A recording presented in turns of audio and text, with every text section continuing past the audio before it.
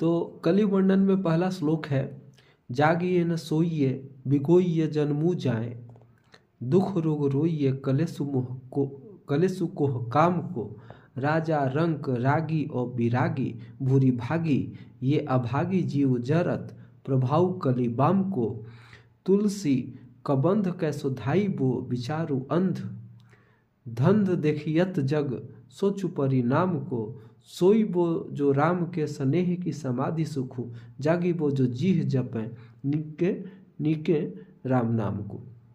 यानी इस संसार में न तो हम जागते हैं न सोते हैं, जीवन को व्यर्थ खो रहे हैं, दुख और रोग के कारण होते हैं, और काम क्रोध का जो क्लेश है यानी मानसिक व्यथा हम लोग सहते हैं। राजा रंक रागी विरागी और महाभाग्यवान अभागी ये सभी जीव जल रहे हैं। कुटिल कलयुग का ऐसा ही प्रभाव है।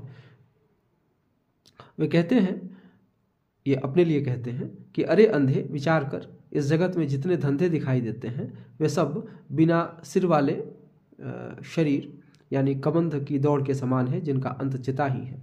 श्री राम प्रेम की समाधि का जो सुख है वही सोना है, और जिह्वा भली भांति राम नाम जपे यही जागना है। तो सोने और जागने को वे श्री राम जी के की भक्ति से जोड़ते हैं। दूसरा जो श्लोक है, या यूँ कहें कि दूसरी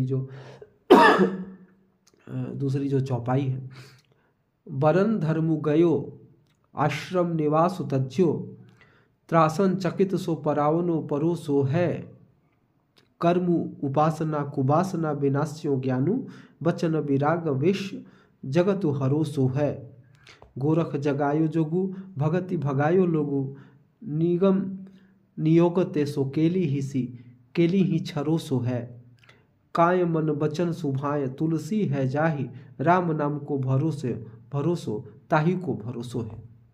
यानी इस खराब समय में वर्ण धर्म चला गया, ब्रह्मचर्यादि आश्रमों ने अपना स्थान छोड़ दिया, अधर्म के त्रास से धर्म जो है वो रुका हुआ पड़ा है, यानी भग्न सा पड़ा हुआ है। कर्म उपासना और ज्ञान को कुवासना ने नष्ट कर दिया है।